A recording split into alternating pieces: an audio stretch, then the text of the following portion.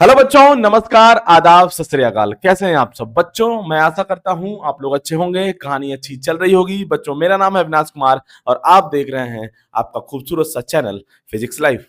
बच्चों, last video में हमने laws of motion part 2 friction का बारे में बातचीत बच्चा स्टार्ट किया था और हमने वहां पे देखा था कि स्टैटिक फ्रिक्शन और काइनेटिक फ्रिक्शन क्या होता है, दोनों में डिफरेंस क्या होता है, कब स्टैटिक फ्रिक्शन लगने वाला है, कब काइनेटिक फ्रिक्शन लगने वाला है, और थोड़ा सा हमने जो है रोलिंग फ्रिक्शन के बारे में भी जो है बातचीत किया था बच्चा। तो चलिए बच्चा, उसी सीरीज को आगे बढ़ाते हैं और आज हम लोग सबसे पहले देखने वाले हैं angle of friction. Angle of friction को कवर कर लेंगे, फिर हम देखेंगे बच्चा motion on A horizontal rough surface को स्टार्ट किया जाएगा। Motion on A horizontal rough surface का बातचीत स्टार्ट करेंगे, लेकिन सबसे पहले एंगल ऑफ फ्रिक्शन को कवर कर लेते हैं बच्चा।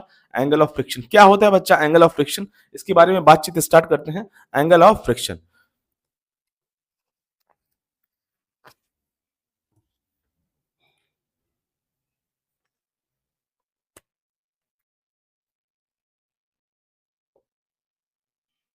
Angle of friction, angle of friction, angle of friction. अब देखिए बच्चा, है ना, जब भी कोई एक बॉडी है ना दूसरे सरफेस के साथ कांटेक्ट में होता है तो कांटेक्ट फोर्स आता है। कांटेक्ट फोर्स, कांटेक्ट फोर्स का एक कंपोनेंट होता है बच्चा नॉर्मल फोर्स या नॉर्मल रिएक्शन बोल देते हैं, या और दूसरा कंपोनेंट होता है बच्चा फ्रिक्शन फोर्स, फ्रिक्शनल फोर्स बोल सकते हैं। मतलब जैसे मैं क्या बोल रहा हूं, देखिए, जैसे मान लिया जाए, जैसे मैं डायग्राम को यहां बनाता हूं, चलिए यहीं पर ड्रॉ कर लेते हैं। जैसे मान लिया जाए बच्चा, जैसे देखिए, ये एक बच्चा बॉडी है, कोई मास है, और एक जो है रफ सरफेस पे इसको रखा गया है, रफ सरफेस पे इसको रखा गया है बच्चा। चलिए कोई बात नहीं, रफ सरफेस पे रखा हुआ है, और इस तरफ हमने जो है एक्सटर्नल फोर्स लगा दिया, एफ एक्सटर्नल, एफ एक्सटर्नल लगा दिया है। बॉडी मूव कर रही है, सब कुछ पॉसिबिलिटी है, सबको देखेंगे, है ना। अब देखिए बच्चा, बॉडी का मास एम है, तो सबसे पहले जो है एम जी फोर्स आ गया नीचे की तरफ, और एक नॉर्मल रिएक्शन हो गया बच्चा। नॉर्मल रिएक्शन, नॉर्मल रिएक्शन को थोड़ा सा हम लोग हाइट से ड्रॉ कर दी, ये हो गया बच्चा नॉर्मल रिएक्शन, है ना। नॉर्मल रिएक्शन बच्चा इस तरह से हो गया नॉर्मल रिएक्शन। और अब देखिए बच्चा, ये जो बॉडी है, ये जो बॉडी है बच्चा, उस पे लेफ्ट की तरफ, है ना, बाएं, है ना, लेफ्ट की तरफ, बाएं साइड की तरफ जो है फोर्स लगाया जा रहा है इस तरफ। तो इस बॉडी का टेंडेंसी होगा बच्चा लेफ्ट में मूव करने का, तो फ्रिक्शन फोर्स जो है इस पे जो है क्या बच्चा, राइट लगने वाला है। फ्रिक्शन फोर्स राइट में लगने वाला है, फ्रिक्शन फोर्स राइट में लगने वाला है, फ्रिक्शन फोर्स राइट में लगने वाला है। इस तरह से बच्चा फ्रिक्शन फोर्स हो गया। अब देखिए, अब ये पॉसिबिलिटी क्या क्या है, हो सकता है ये एक्सटर्नल फोर्स जो है बच्चा, वो maximum value of static friction force से ज्यादा हो तो बॉडी मूव कर जाएगी। हमने इसके बारे में ऑलरेडी बातचीत कर रखा है, कब मूव करेगी कब नहीं मूव करेगी। तो अब देखा जाए मोटी मोटा क्या कहानी हो गया, है ना। ये मैंने एक जनरल फ्रिक्शन ऐसे लिखा हुआ है। कुछ बच्चा सोच रहा होगा कि यहाँ पे सर स्टैटिक है कि काइनेटिक, वो दोनों हो सकता है, डिपेंडिंग अपॉन दिस फोर्स, इस फोर्स का वैल्यू कितना है, उससे उससे उस पर डिपेंड करता है। अब देखिए बच्चा, तो जो कांटेक्ट फोर्स है ना बच्चा, यहाँ पे कांटेक्ट फोर्स मतलब ये जो ब्लॉक है, ये जो मास है बच्चा, ये जो मास है, ये जब इस सरफेस के, इस जब ग्राउंड में या जो भी ये हॉरिजॉन्टल सरफेस है इसके कांटेक्ट में आ गया, है ना, जो भी सरफेस है, तो ये जो मास है बच्चा, जब ये रफ सरफेस के किसी दूसरे रफ सरफेस, ये जो मास है जब ये किसी दूसरे रफ सरफेस के कांटेक्ट में आया, तो कौन कितने फोर्स लगे बच्चा? दो तरह के फोर्स लगे। पहला नॉर्मल रिएक्शन, नॉर्मल रिएक्शन बच्चा, ये जो दूसरा सरफेस है वो अप्लाई कर रहा है। नॉर्मल रिएक्शन जो ये दूसरा सरफेस है वो अप्लाई कर रहा है, वो अप्लाई कर रहा है, ठीक है। ये जो नॉर्मल रिएक्शन बच्चा, चलिए कोई आ गया था, चलिए, तो तो ये जो नॉर्मल रिएक्शन है बच्चा, ये जो है दूसरा जो सरफेस है वो अप्लाई कर रहा है इस मास पे। और ये जो फ्रिक्शन फोर्स है बच्चा, जो फ्रिक्शन फोर्स है वो भी ये जो दूसरा सरफेस है वो अप्लाई कर रहा है मास पे। कोई बॉडी अपने ऊपर फोर्स नहीं लगा सकती। तो ये जो दूसरा सरफेस है बच्चा, जो इस मास के साथ कांटेक्ट में है, जो रफ सरफेस है, ये ये इस पे दो तरह का फोर्स लगा रहा है बच्चा, एक नॉर्मल रिएक्शन और एक कौन सा बच्चा? Frictional force, frictional force. तो इन दोनों का जो रिजल्टेंट होगा उसको बोलेंगे बच्चा कांटेक्ट फोर्स, कांटेक्ट फोर्स। याद रखेंगे, जनरली जब सरफेस स्मूथ होता है तो फ्रिक्शन तो होता नहीं है, फ्रिक्शन तो होता नहीं अगर सरफेस बच्चा स्मूथ हो। यहाँ पे हम लोग रफ सरफेस का बात कर रहे हैं, यहाँ पे रफ सरफेस का बातचीत किया जा रहा है। तो जनरली क्या होता है बच्चा, जनरली क्या होता है कि जब सरफेस स्मूथ होता है तो केवल एक ही कांटेक्ट फोर्स आएगा जो कि होगा नॉर्मल रिएक्शन या नॉर्मल फोर्स। तो हमारा जो है जब पूछ देता है एग्जाम में कि जो है कांटेक्ट फोर्स क्या है, तो उस केस में तो बहुत आसान है कि जो है कांटेक्ट फोर्स जो हमारा नॉर्मल नॉर्मल रिएक्शन हो गया। लेकिन जब रफ सरफेस होता है, जब सरफेस रफ होता है बच्चा, उस केस में ये जो नॉर्मल रिएक्शन है वो भी कांटेक्ट फोर्स है, और ये जो फ्रिक्शन फोर्स है बच्चा ये भी कांटेक्ट फोर्स है। दोनों कांटेक्ट फोर्स है। नाम से पता चल रहा है ये फोर्स क्यों आ रहा है, क्योंकि ये मास इस रफ सरफेस के साथ कांटेक्ट में है, इसीलिए दोनों जो बच्चा दोनों का जो रिजल्टेंट होगा वो होगा हमारा net contact force, total contact force बच्चा। तो इसको इसी डायग्राम को मैं यहाँ पे ड्रॉ कर लेता हूँ, यहाँ पे थोड़ा सा साइड में, उससे आपको थोड़ा आसानी मिलेगी बच्चा। ये हो गया बच्चा फ्रिक्शन फोर्स, और ये हो गया बच्चा नॉर्मल फोर्स। ये हो गया नॉर्मल फोर्स, ये हो गया नॉर्मल फोर्स, और ये फ्रिक्शन फोर्स बच्चा। अब देखिए इनका जो रिजल्टेंट होगा, दोनों परपेंडिकुलर हैं तो कुछ करना नहीं है, बहुत ही जिंदगी आसान हो जाएगी। जब दो फोर्स परपेंडिकुलर होते हैं बच्चा तो रिजल्टेंट क्या होता है, बहुत आसान है, under root of first vector square plus second vector square. ज्यादा सोचने का जरूरत नहीं है, ज्यादा जिंदगी में सोचना भी नहीं चाहिए। हाँ, पढ़ाई से रिलेटेड है तो सोचा जाए, लेकिन अननेसेसरली जो है चीजों को नहीं सोचना चाहिए। तो बच्चा ये हो गया, तो ये पहला फोर्स हो गया बच्चा फ्रिक्शन फोर्स, और ये normal force.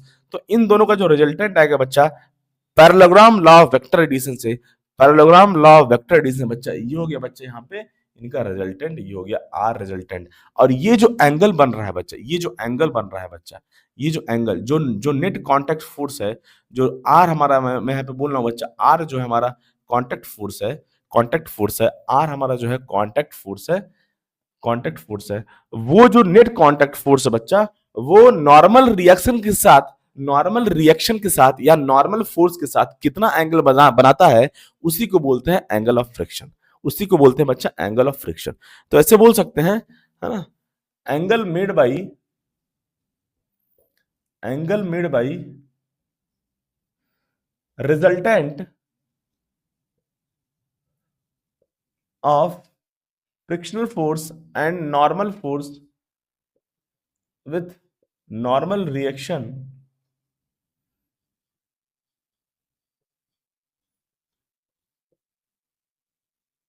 is known as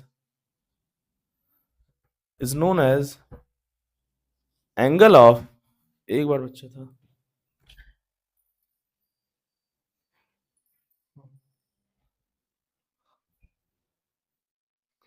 known as angle of friction। बार बार सब आ जा रहे हैं हमें डिस्टर्ब करने के लिए। Angle of friction, angle of friction बच्चा, और उसको हम लोग जो है फाई से लिखेंगे बच्चा, फाई से डिनोट करेंगे angle of friction. Phi angle of friction, phi और एंगल ऑफ फ्रिक्शन, फाई और एंगल ऑफ फ्रिक्शन, फाई और एंगल ऑफ फ्रिक्शन। चलिए जो है ये रहा बच्चा कहानी, है ना, ये रहा बच्चा कहानी हमारा जो है एंगल ऑफ फ्रिक्शन का। आई थिंक कहानी आपको समझ में आ गया होगा। जो कांटेक्ट फोर्स आर हमारा बच्चा नेट कांटेक्ट फोर्स है या कांटेक्ट फोर्स ऐसे बोल सकते हैं। तो जो नेट कांटेक्ट फोर्स है या जो कांटेक्ट फोर्स है बच्चा, रिजल्टेंट है, जो बच्चा कांटेक्ट फोर्स है, ये देखिए नॉर्मल रिएक्शन भी कांटेक्ट फोर्स है, ये फ्रिक्शन फोर्स है बच्चा वो भी कांटेक्ट फोर्स है, दोनों कांटेक्ट फोर्स है। बट यहाँ पे दोनों का रिजल्टेंट लेंगे तो हमारा आर हो गया बच्चा नेट कांटेक्ट फोर्स, और जो नेट कांटेक्ट फोर्स है, जो हमारा कांटेक्ट फोर्स आ गया, नेट कांटेक्ट फोर्स बोला जाए या कांटेक्ट फोर्स बोला जाए, बात है कि ये बच्चा, तो कांटेक्ट फोर्स हमारा नॉर्मल रिएक्शन के साथ या नॉर्मल के साथ कितना एंगल बनाता है बच्चा, उसी एंगल को बोलते हैं एंगल ऑफ फ्रिक्शन, उसी एंगल को बोलते हैं क्या बच्चा, एंगल ऑफ फ्रिक्शन। अब जो है बहुत सारा केसेस है, हो सकता है बच्चा इस पे जो है जो फ्रिक्शन लग रहा हो स्टैटिक हो, लेकिन अपनी लिमिटिंग फ्रिक्शन से कम हो, मतलब maximum value of static friction से कम लग रहा हो सकता है। क्या क्या पॉसिबिलिटी है, देखिए बहुत आसान है, क्या क्या पॉसिबिलिटीज है। हो सकता है जो इस पे फ्रिक्शन फोर्स लग रहा हो इस टाइम पे ये बॉडी मूव नहीं कर रही हो, तो फ्रिक्शन फोर्स बच्चा जो है 0 से इसकी मैक्सिमम वैल्यू के बीच में हो सकता है कि बॉडी मूव करने वाली हो, तो उस केस में जो है कितना फ्रिक्शन लगेगा, maximum value of static friction force. हो सकता है तीसरा एक केस और बच्चा, बॉडी मूव कर जाए, अगर बॉडी मूव कर जाती है तो उस केस में फ्रिक्शन कौन सा हो जाएगा, काइनेटिक हो जाएगा। फ्रिक्शन कौन सा हो जाएगा बच्चा, काइनेटिक हो जाएगा। तो देख लिया जाता है बच्चा, देख लेते हैं यहाँ से देखते हैं, है ना। केस वन बच्चा देखिए, अगर मान लीजिए बॉडी मूव नहीं कर रही है, सिंपल मैंने एक जो है फ्रिक्शन का एग्जांपल लिया बच्चा, सिंपल जो है फ्रिक्शन का एग्जांपल लिया मैंने यहाँ पे, सपोज करिए बॉडी अभी मूव नहीं कर रही है, तो उस केस में tan फाई में यहाँ से देखिए, यहाँ से ट्रायंगल बन रहा है बच्चा, tan फाई क्या हो जाएगा, अगर आप देखिए यहाँ से tan फाई कितना हो जाएगा बच्चा, tan फाई हो जाएगा परपेंडिकुलर अपॉन हाइपोटेनस, अरे बहुत बेकार, परपेंडिकुलर अपॉन बेस, तो बच्चा कितना हो गया, friction force F upon normal force हो गया। ये हो गया बच्चा कहानी, ये हो गया। मान लीजिए बच्चा अगर maximum value of static friction force है, मतलब अगर जो फ्रिक्शन फोर्स है वो हमारा जो है, अगर बॉडी अबाउट टू मूव कर रही है, अबाउट टू मूव का कंडीशन है, अबाउट टू मूव का कंडीशन है बच्चा, अगर तो उस केस में जो फ्रिक्शन फोर्स लगेगा बच्चा वो मैक्सिमम लगेगा, और उस केस में उसका वैल्यू हो जाएगा mu s into n, mu s into n, mu s into n. और देखिए बच्चा, देखिए एक और चीज है, फ्रिक्शन फोर्स देखिए, नॉर्मल रिएक्शन तो हमारा फिक्स है, अभी इस केस में बच्चा नॉर्मल रिएक्शन हमारा फिक्स है, n equal to m g है, एन चेंज नहीं हो सकता है क्योंकि n equal to m g है बच्चा, एम जी चेंज नहीं हो सकता है इस केस में, अभी इस केस में हॉरिजॉन्टल सरफेस का बातचीत कर रहे हैं अभी, तो नॉर्मल रिएक्शन तो हमारा बच्चा फिक्स हो गया। जैसे जैसे फ्रिक्शन फोर्स का वैल्यू बढ़ेगा, 0 1 2 3 4 ऐसे बढ़ेगा बच्चा, फाई का वैल्यू भी बढ़ता जाएगा, फाई का वैल्यू मतलब एंगल ऑफ फ्रिक्शन का वैल्यू बढ़ता जाएगा, और एंगल ऑफ फ्रिक्शन का मैक्सिमम वैल्यू कितना होगा बच्चा, जब ये फ्रिक्शनल फोर्स मैक्सिमम होगा, और ये फ्रिक्शनल फोर्स मैक्सिमम कब होगा बच्चा, जब maximum value of static friction होगा, और जब बॉडी मूव करने वाली होगी, अबाउट टू मूव का कंडीशन आएगा, हमने ऑलरेडी बातचीत कर रखा है, तो उस केस में लिखेंगे बच्चा tan phi s, tan phi s लिखेंगे, और एफ हमारा जो फ्रिक्शन फोर्स हो गया बच्चा, हो गया म्यूएस इनटू एन, और एन, अब देखिए खूबसूरती एन से एन कहानी चला गया, यहां से आगे बच्चा tan phi s equal to mu s, कि tan फाई एस क्या है बच्चा, tan फाई एस है maximum angle of friction, tan phi s, sorry phi s क्या है बच्चा, maximum angle of friction, maximum angle of friction, कहीं पर लिख दिया जाए जिंदगी आसान हो जाए, फाई एस है बच्चा maximum angle of friction, maximum angle of friction, ये है बच्चा maximum angle of friction, phi s, बहुत आसान है। नॉर्मल बच्चा, ये जो नॉर्मल है, जो नॉर्मल रिएक्शन है यहाँ पे, इस केस में, अभी के केस में, यहाँ पे n equal to m g है, कोई दिक्कत वाला बात नहीं है, एन हमारा फिक्स हो गया फॉर ए गिवन मास के लिए, एन फिक्स हो गया बच्चा, फ्रिक्शन फोर्स को इंक्रीज करेंगे तो एंगल ऑफ फ्रिक्शन भी इंक्रीज होगा बच्चा, और कब मैक्सिमम होगा, जब ये फ्रिक्शन फोर्स मैक्सिमम होगा, और फ्रिक्शनल फोर्स मैक्सिमम कब होगा, फ्रिक्शनल फोर्स मैक्सिमम होगा बच्चा जब उसकी लिमिटिंग कंडीशन पे वो आ जाएगा, और उसका वैल्यू कितना होता है, maximum value of angle of maximum value of static friction force बच्चा कितना होता है, म्यू एस इनटू एन, हमने ही अभी पिछले ही क्लास में बातचीत किया था बच्चा, तो ये हो गया बच्चा हमारा tan phi s equal to mu s, phi s क्या है, मैक्सिमम एंगल ऑफ फ्रिक्शन, ये रहा बच्चा कहानी। अब केस 2 में देखेंगे, अगर बॉडी मूव कर जाती है, तो उस केस में क्या होगा, इसको छाप लीजिए बच्चा, इसको कहानी को छाप लिया जाए, थोड़ा सा जगह की जरूरत है, तो जो है लिख लिया जाए, है ना। अरे अंग्रेजी तो अंग्रेजी है भाई, एंगल मेड बाई, बहुत ही बेकार, बहुत ही बेकार, angle made by resultant of frictional force and normal with normal reaction is known as angle of friction. चलिए अंग्रेजी में ज्यादा ध्यान नहीं देना है ना, अंग्रेजी में ज्यादा ध्यान नहीं देना बच्चा, tan phi equals to mu s हो गया। चलिए बच्चा कहानी छाप ले जाए, फिर केस 2 का बातचीत करेंगे।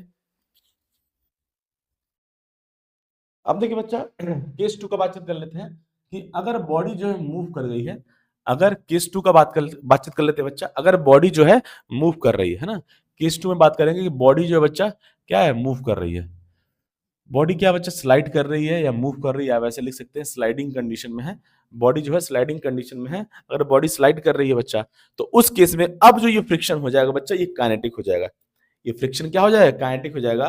तो अब मैं लिखूंगा बच्चा tan फाई होता है बच्चा, क्या होता है बच्चा, tan phi f upon n होता है बच्चा, f upon n, tan phi perpendicular, अगर ये एफ है, देखिए अगर ये बच्चा एफ है, तो ये जो लेंथ है बच्चा, ये भी क्या होगा, एफ होगा, तो tan फाई हो जाएगा परपेंडिकुलर अपॉन बेस, इस राइट एंगल ट्रायंगल का बातचीत कर रहे हैं, अपर वाले राइट एंगल ट्रायंगल का बातचीत कर रहा है बच्चा, tan phi equal to perpendicular upon base, इस तरह से। आई थिंक कहानी आपको समझ में आ गया होगा बच्चा। चलिए हो सकता है कुछ बच्चों को ना समझ में आया हो। चलिए, तो यहां से अगर बॉडी स्लाइड कर रही है बच्चा, तो अब जो है यहाँ पे मैं क्या लिखूंगा, अब ये बच्चा हो जाएगा, ये म्यू के इंटू एन हो जाएगा, म्यू के इंटू एन हो जाएगा बच्चा। और जैसे ये म्यू के इंटू एन हो जाएगा, फाई हमारा फाई के हो जाएगा। मतलब एंगल ऑफ फ्रिक्शन कब, काइनेटिक कंडीशन में। एंगल ऑफ फ्रिक्शन कब बच्चा, काइनेटिक कंडीशन में। तो यहाँ से एन से एन कहानी चला गया बच्चा, एन से एन का कहानी। तो यहाँ से टेन फाई के आ गया बच्चा कितना, टेन फाई के हो गया बच्चा म्यू के। और हमको पता है, अभी हमने देखा टेन फाई एस, अभी हमने देखा थोड़ी देर पहले tan phi s equal to mu s. और हमको पता है बच्चा, म्यू एस जो है वो म्यू के से ज्यादा होता है, म्यू एस जो है म्यू के से ज्यादा हो जाता है, होता है बच्चा। तो अगर म्यू एस जो है बच्चा वो म्यू के से ज्यादा है, तो ऑब्वियसली फाई एस फाई के से ज्यादा होगा, फाई एस फाई के से ज्यादा होगा बच्चा। आई थिंक कहानी आपको समझ में आ रहा होगा। टेन एक इंक्रीजिंग फंक्शन होता है बच्चा, जो लोग मैथ्स पढ़ता होगा, है ना। साइन और बच्चा टेन, ये सब इंक्रीजिंग फंक्शन होता है। इंक्रीजिंग फंक्शन मतलब अगर एंगल इंक्रीज कर रहा है, अगर एंगल इंक्रीज कर रहा है तो वैल्यू इंक्रीज करेगा। लेकिन वहीं पे अगर कॉस हो जाता है, कॉस, कॉस क्या है बच्चा, डिक्रीजिंग फंक्शन होता है, डिक्रीजिंग फंक्शन। जो लोग मैथ्स पढ़ता होगा उनको पता होगा कॉस क्या है। और वैसे भी कोई बड़ी बात नहीं है इसमें, नीट का स्टूडेंट हो या जेई का स्टूडेंट हो, ये कोई बड़ी तोप का विषय नहीं है, बहुत आसान है, सबको पता है कि कॉस में अगर एंगल का वैल्यू इंक्रीज होगा बच्चा, तो उसका कॉस का वैल्यू डिक्रीज होता है, लेकिन है ना, ये सब आपको पता होगा। तो इसीलिए तो वही तो इसलिए बोलते हैं कॉस क्या बच्चा, डिक्रीजिंग फंक्शन है, वेयर एज साइन और टेन क्या बच्चा, इंक्रीजिंग फंक्शन होता है, एंगल के साथ वैल्यू इंक्रीज करता है। तो यहाँ पे बच्चा देखा जाए तो म्यू एस म्यू के से ज्यादा है, तो फाई एस फाई के से ज्यादा होगा बच्चा। एज हमें पता है म्यू एस जो है बच्चा, म्यू एस म्यू के से ज्यादा है, तो फाई एस जो है वो फाई के से ज्यादा होगा हमेशा, फाई एस फाई के से ज्यादा होगा। ये रहा बच्चा कहानी, ये रहा कहानी। अब जो है कभी कभी पूछ ये अगर दे दे बच्चा, देखिए कहानी क्वेश्चन में क्या बोलेगा, क्वेश्चन में अगर बोल दिया जाए कि एक ब्लॉक है, इसका मास इतना है और ये अबाउट टू मूव है, जो भी है है ना, अबाउट टू मूव का कंडीशन है, या मूव नहीं कर रहा है, या मूव कर गया है, काइनेटिक कंडीशन है, तो उस केस में आपसे कांटेक्ट फोर्स पूछ सकता है। कांटेक्ट फोर्स कितना है, तो कांटेक्ट फोर्स याद रखेंगे हम लोग, नॉर्मल फोर्स और फ्रिक्शन फोर्स दोनों का बातचीत करेंगे। अभी देखेंगे क्वेश्चन देखा जाएगा, दोनों का रिजल्टेंट निकालेंगे, वो होगा हमारा जो है नेट कांटेक्ट फोर्स। अब मैक्सिमम कांटेक्ट फोर्स कितना हो सकता है बच्चा, देखा जाए मैक्सिमम कांटेक्ट फोर्स का देखा जाए, जो हमारा जो है मैक्सिमम कांटेक्ट फोर्स, अगर मैं इंटरेस्टेड हूं निकालने में, मैक्सिमम कांटेक्ट फोर्स अगर मैं इंटरेस्टेड हूं बच्चा मैक्सिमम कांटेक्ट फोर्स निकालने में, तो कैसे निकालेंगे, देखिए मैक्सिमम कांटेक्ट फोर्स बच्चा, आर आर बच्चा, आर का वैल्यू है जो कांटेक्ट, देखिए देखिए यहां से लिखता हूं मैं पहले, देखिए जो हमारा रिजल्टेंट है बच्चा आर है, जो आर है बच्चा नेट कांटेक्ट फोर्स है, वो हो जाएगा under root of F square plus N square. F मैंने एक जनरल जो है फ्रिक्शन का बात कर रहा हूँ, एफ यहाँ पे फ्रिक्शन फोर्स है, कुछ भी हो सकता है। तो बहुत आसान सा बात है, फॉर ए गिवन मास के लिए एन तो हमारा फिक्स हो गया इस केस में, लेकिन जैसे जैसे फ्रिक्शन फोर्स का वैल्यू बढ़ेगा, आर हमारा जो कांटेक्ट फोर्स है, आर क्या बच्चा, contact force, net contact force लिख दिया जाए। कुछ बच्चा जो है चिल्लाने लगेगा अभी थोड़ी देर में, मास्टर जी लिखते नहीं है, बहुत कम लिखते हैं, बोलते ज्यादा है, बकबक बकबक ज्यादा करते हैं मास्टर जी। चलिए अब बच्चा, तो ये हो गया बच्चा हमारा जो है नॉर्मल फोर्स हमारा फिक्स हो गया। तो जैसे जैसे फ्रिक्शन फोर्स का वैल्यू इंक्रीज होगा, कांटेक्ट फोर्स भी बच्चा इंक्रीज होता जाएगा, इंक्रीज होता जाएगा, इंक्रीज होता जाएगा। और कांटेक्ट फोर्स मैक्सिमम कब होगा बच्चा, जब फ्रिक्शन अपने मैक्सिमम वैल्यू ऑफ, जब फ्रिक्शन अपने मैक्सिमम वैल्यू पे पहुंच जाएगा। और मैक्सिमम वैल्यू ऑफ फ्रिक्शन कितना होता है बच्चा, स्टैटिक फ्रिक्शन फोर्स होता है। Maximum value of friction force क्या होता है बच्चा, क्या होता है, म्यू इनटू एन, सबसे ज्यादा मैक्सिमम फोर्स वही होता है ना। तो यहाँ पे लिखेंगे आर मैक्सिमम, जब ये कब मैक्सिमम होगा बच्चा, कांटेक्ट फोर्स मैक्सिमम कब होगा, जब फ्रिक्शन फोर्स मैक्सिमम हो। और फ्रिक्शन फोर्स का maximum value mu into N है बच्चा, यहाँ से पुट कर देंगे F equal to mu into N, put कर दिया बच्चा, इनटू एन पुट कर दिया। तो जैसे ही मैंने F equal to mu into N put कर दिया बच्चा, तो हमारा कांटेक्ट फोर्स मैक्सिमम हो गया। आई थिंक कहानी आपको समझ में आ रही होगी। अब देखिए मैं यहाँ पे डायरेक्ट लिख रहा हूँ बच्चा, यहाँ से एन स्क्वायर आएगा, यहाँ से एन स्क्वायर आएगा, एन स्क्वायर को कॉमन लेंगे और बाहर की तरफ आ जाएगा। तो यहाँ से हमारा जो है बच्चा रूट ऑफ क्या आ गया, root of 1 plus mu S square हो गया, और अब बाहर की तरफ हो गया बच्चा एन, और एन क्या है बच्चा, एम जी, एन क्या है बच्चा, एम जी। और देखिए बच्चा अब यहाँ पे थोड़ा सा मैथमेटिक्स को यूज किया जाए, 1 प्लस, अब बच्चा म्यू एस क्या है, म्यू एस हमारा tan फाई एस, तो पुट कर दिया जाए tan फाई 10 स्क्वायर 5s हो गया बच्चा, और यहाँ पे नॉर्मल फोर्स मैंने mg लिख दिया इस केस में। इस केस में, केवल इस केस में, अभी अभी केवल इस केस में नॉर्मल फोर्स mg है। इंक्लाइंड में क्या होगा वो अलग बात है, इंक्लाइंड में देखेंगे वो अलग बात है बच्चा। इस केस का बातचीत कर रहे हैं। अब बच्चा 1 प्लस टेन स्क्वायर थीटा क्या होता है बच्चा, sec square theta. 1 plus tan square theta आपने मैथमेटिक्स में पढ़ा होगा कहीं गलती से, 1 plus tan square theta equal to sec square theta बच्चा, ये फॉर्मूला होता है। ये फार्मूला फार्मूला होता है बच्चा, हम कुछ कर नहीं सकते इसमें। तो ये बच्चा क्या हो जाएगा यहाँ से, root of sec square 5s हो गया बच्चा, और यहाँ पे हमारा आ गया mg। फाइनली मैं लास्ट लिख रहा हूँ बच्चा, स्क्वायर स्क्वायर यहाँ पे कैंसिल हो गया बच्चा, यहाँ से देखिए mg, और यहाँ पे हो गया बच्चा सेक 5s। ये हो गया बच्चा मैक्सिमम वैल्यू ऑफ किसका, maximum value of contact force कितना हो गया, mg सेक 5s, सेक 5s। और mg अपॉन कॉस 5s भी लिख दीजिए, अगर आप उतना फेमिलियर नहीं है तो मैं यहाँ पे फाइनली कंक्लूड कर रहा हूँ। जो आर मैक्सिमम है बच्चा वो हो गया mg अपॉन कॉस 5s, या ऐसे लिख सकते हैं mg सेक 5s। आपकी जो इच्छा है जैसे भी याद करना है इसको रट के रखेंगे और जिंदगी आसान कर लेंगे। Maximum value of contact force हो गया बच्चा, ये maximum value of contact force हो गया बच्चा। आई थिंक कहानी आपको समझ में आ रहा होगा, कहानी आपको समझ में आ रहा हो बच्चा। चलिए बच्चा कहानी छाप ले जाए, कहानी छाप ले जाए, फिर आएगा बातचीत करते हैं। तो ये रहा बच्चा हमारा जो है एंगल ऑफ फ्रिक्शन का कहानी। इस पे एक क्वेश्चन कर लेंगे अभी, इस पे एक क्वेश्चन कर लेते हैं बच्चा। कहानी छाप ले जाए, कहानी छाप ले जाए बच्चा, कहानी छाप ले जाए।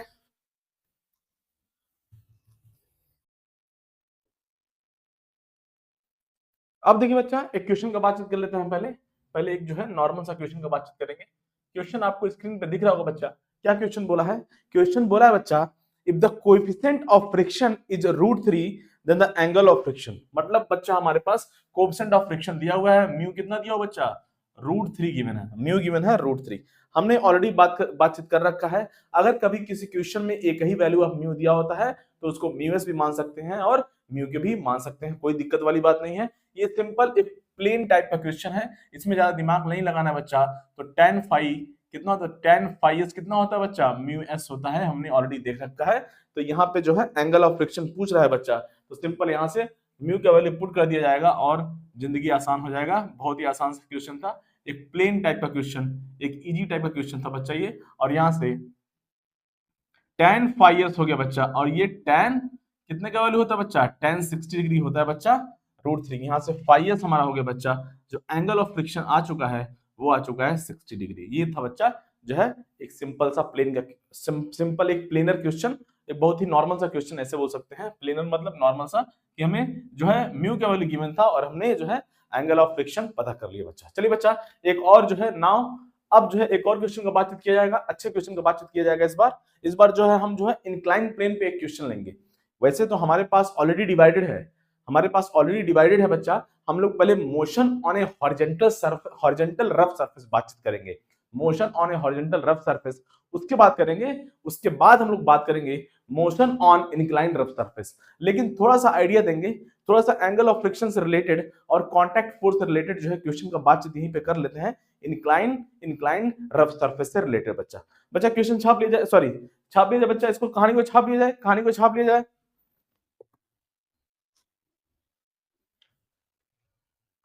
अब बच्चा देखिए क्या कहानी दिया हुआ है, कहानी क्या दिया हुआ बच्चा देखिएगा, कहानी क्या दिया हुआ है ना। A block is placed, a block is at rest, ऐसे लिखते हैं, is at rest on on an inclined rough surface, inclined rough surface, rough surface है ना, inclined रफ सरफेस है ना। और ब्लॉक का मास जो है हमने स्मॉल m मान लिया, चलिए अभी ले लेंगे। Find the value of contact force, find the value of contact force, contact force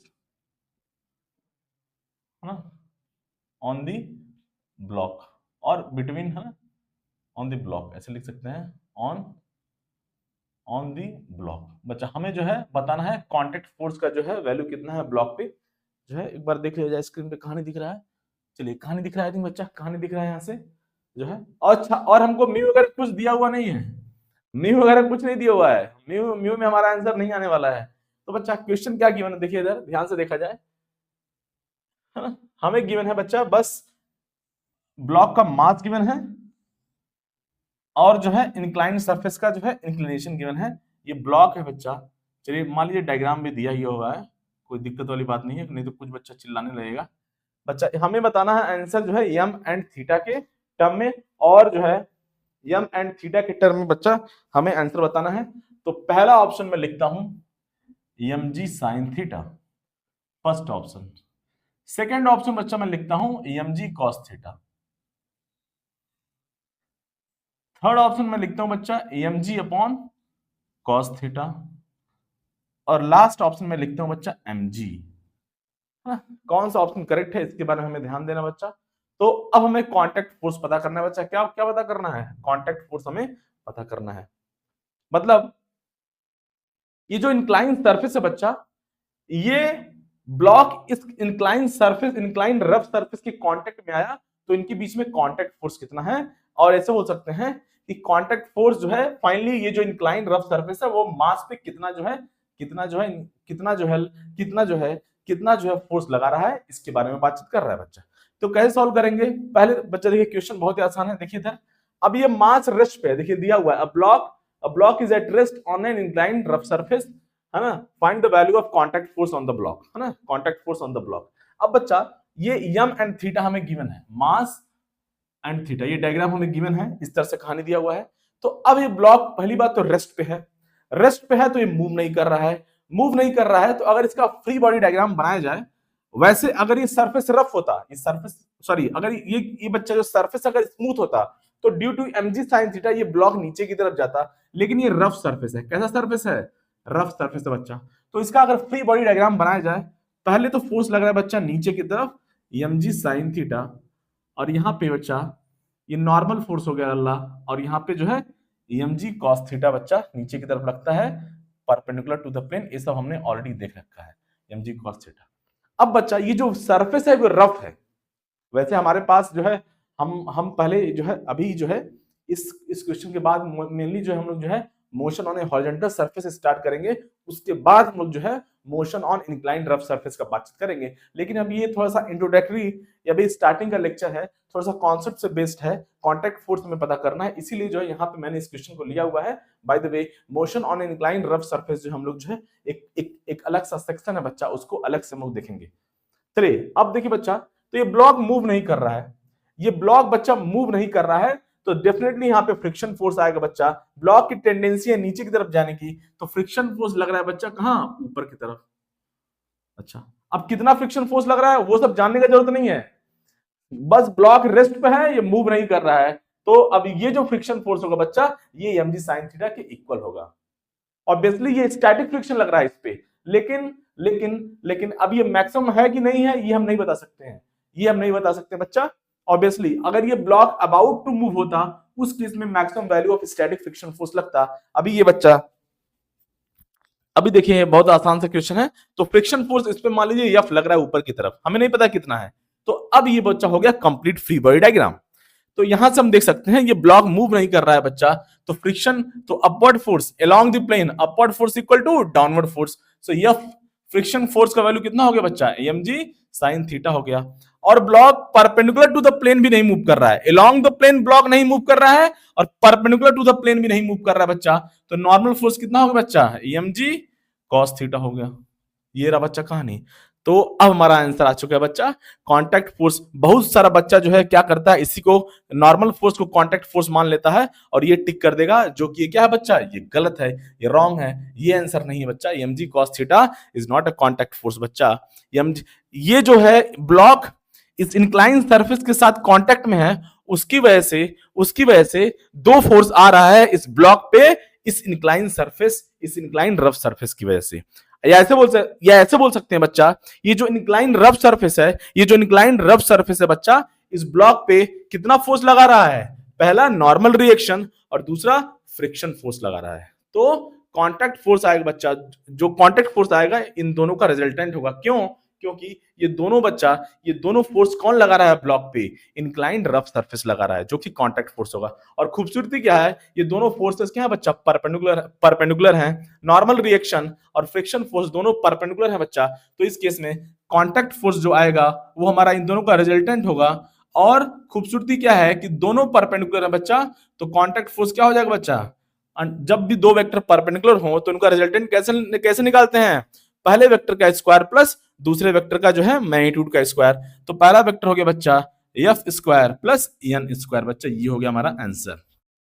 अब एफ का वैल्यू, फ्रिक्शन फोर्स का वैल्यू पुट कर दिया जाए, यहां से कितना हो गया बच्चा, M G sine theta square plus M G cos theta square. बच्चा यहां से देखा जाए कुछ कॉमन कॉमन आ जाएगा बच्चा, एम जी स्क्वायर यहां से कॉमन, एम जी स्क्वायर यहां से कॉमन और बाहर चला गया, तो एम जी चला गया बच्चा बाहर, और अंडर रूट में क्या बचा finally, sine square theta plus cos square theta.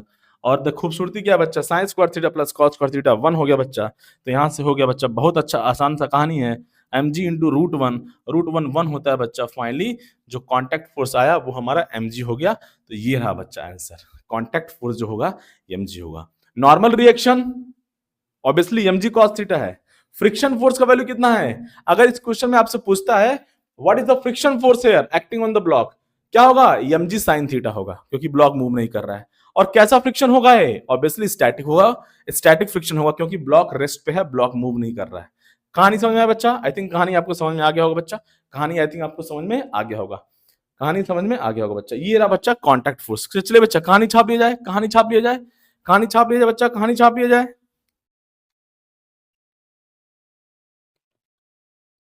अब देखिए बच्चा नेक्स्ट क्वेश्चन का बातचीत कर लेते हैं, है ना, क्या दिया हुआ बच्चा, है ना, a block of mass m is placed on inclined rough surface, inclined rough surface. तो ब्लॉक को क्या बच्चा, इंक्लाइंड रफ सरफेस पे प्लेस कर दिया गया। ओके, मास एम दिया हुआ है, मास एम ऐसे लिखते हैं, मास एम, कोई दिक्कत वाली बात नहीं है। It's placed on an inclined rough surface. English में बच्चा देख लिया जाए, इंग्लिश में ज्यादा जो है साइंटिस्ट नहीं बनना है, पीएचडी नहीं करना है ज्यादा, जितना जरूरत है उतना ही। तो block of mass M is placed on an inclined rough surface and block is about to move, क्या दिया हुआ है, and block is about to move, block is about to move,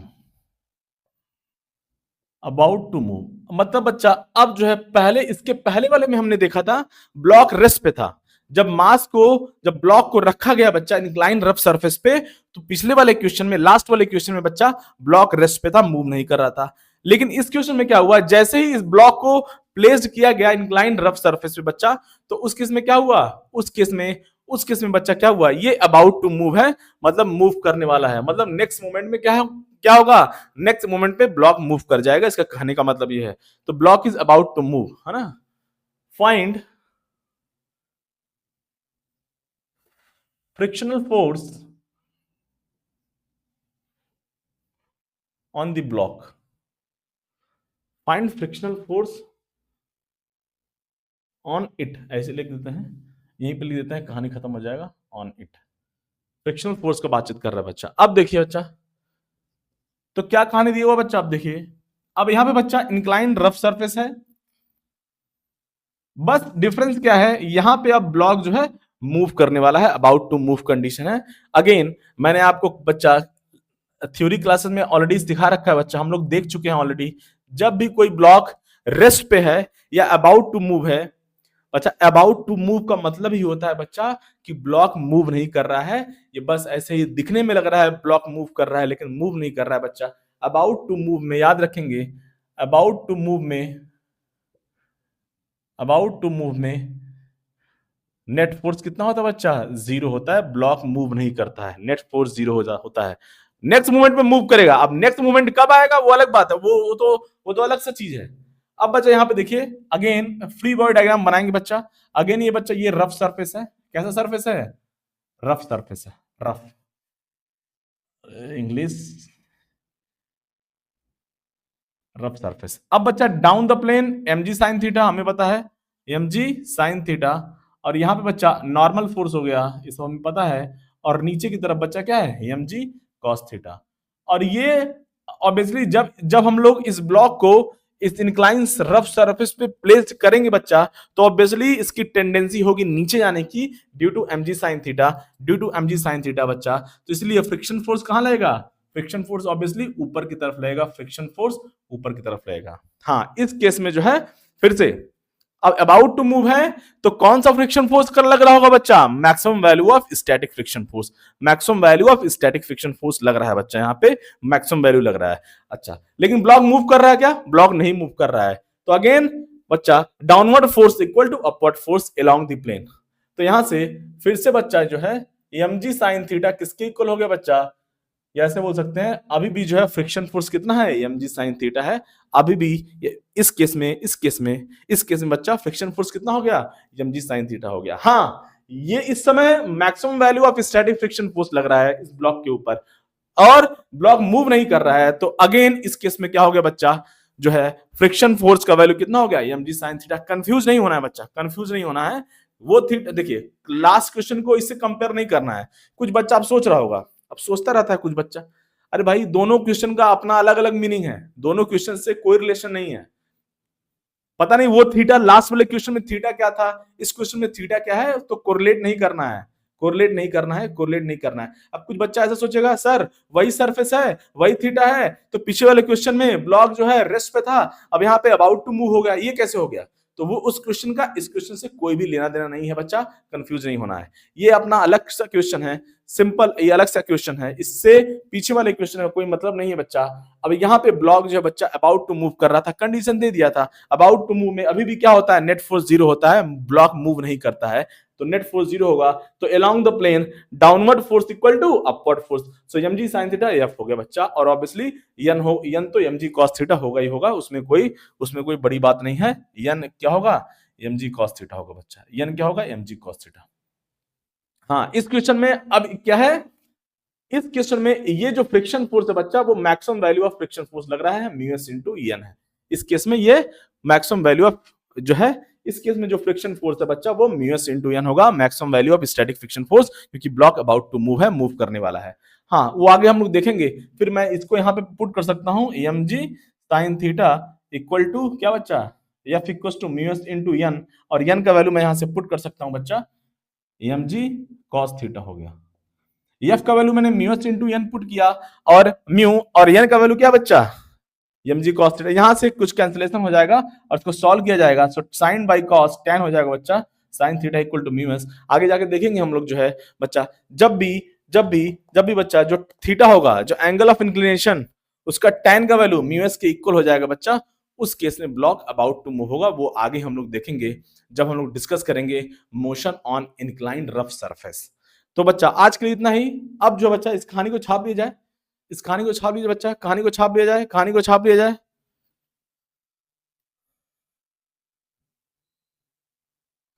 अब देखिए बच्चा, नेक्स्ट क्लास से जो है हम लोग जो है क्या करेंगे, अब motion on A horizontal rough surface start करेंगे।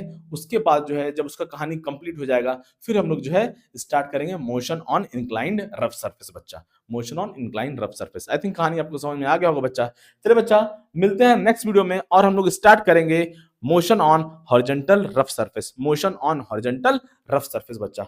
ओके बच्चा, वीडियो अच्छा लगा हो तो लाइक करेंगे, चैनल को सब्सक्राइब करेंगे बच्चा। मिलते हैं नेक्स्ट वीडियो में, तब तक के लिए जय हिंद, जय भारत।